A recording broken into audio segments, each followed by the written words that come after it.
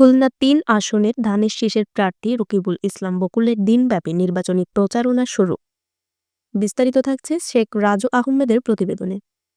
আসন্ন জাতীয় সংসদ নির্বাচনকে সামনে রেখে খুলনা-৩ আসনে বিএনপি মনোনীত প্রার্থী আলহাজ রকিবুল ইসলাম বকুলের পক্ষে জোরালো নির্বাচনী প্রচারণা শুরু হয়েছে।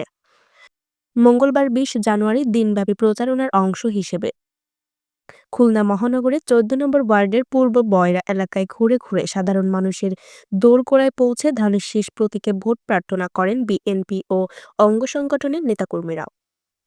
প্রচারণা কার্যক্রমে নেতৃত্ব দেন পূর্ব বয়রা নির্বাচন পরিচালনা কমিটির আহ্বায়ক আবুল বাশার। এ সময় ১৪ নম্বর ওয়ার্ড বিএনপি নির্বাচন পরিচালনা কমিটির নেতৃবৃন্দ ও স্থানীয় বিএনপি নেতাকর্মীরা উপস্থিত ছিলেন। তারা এলাকায় লিফলেট বিতরণ, ভোটারদের সঙ্গে মত বিনিময় এবং ছোট ছোট পথসভা আয়োজনের মাধ্যমে ধানের শীষ প্রতীকের পক্ষে জনমত গড়ে তোলার চেষ্টা করেন। নেতাকর্মীরা বলেন, আলহাজ রকিবুল ইসলাম বকুল একজন সৎ, সাহসী ও জনবান্ধব নেতা। তিনি দীর্ঘদিন ধরে দলীয় আন্দোলন সংগ্রামে সক্রিয় ভূমিকা রেখে সাধারণ মানুষের পাশে থেকেছেন।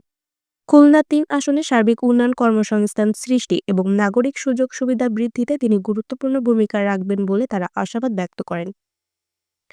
প্রচারণাকালে ভোটারদের সঙ্গে কথা বলে নেতাকর্মীরা দেশের বর্তমান রাজনৈতিক ও অর্থনৈতিক পরিস্থিতি তুলে ধরেন এবং গণতন্ত্র পুনরুদ্ধার ও মানুষের ভোটাধিকার প্রতিষ্ঠার লক্ষ্যে বিএনপির পক্ষে ভোট দেওয়ার আহ্বান জানান।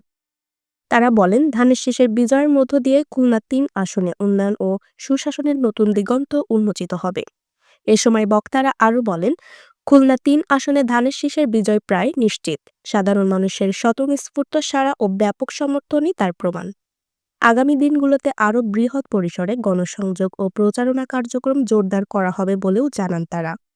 দিনব্যাপী এই প্রচারণা কর্মসূচিতে স্থানীয় বিএনপি ও অঙ্গ সংগঠনের বিপুল সংখ্যক নেতাকর্মী অংশ নেন। পুরো এলাকায় উৎসবমুখর পরিবেশে ধানের শীষ প্রতীকের পক্ষে প্রচারণা চালানো হয়, যা নির্বাচনী মাঠে বিএনপির অবস্থান আরও শক্তিশালী করেছে বলে মনে করেছেন সংশ্লিষ্টরা। আরও বিস্তারিত জানতে চোখ রাখুন জাতীয় দৈনিক অভয়নগর পত্রিকায়।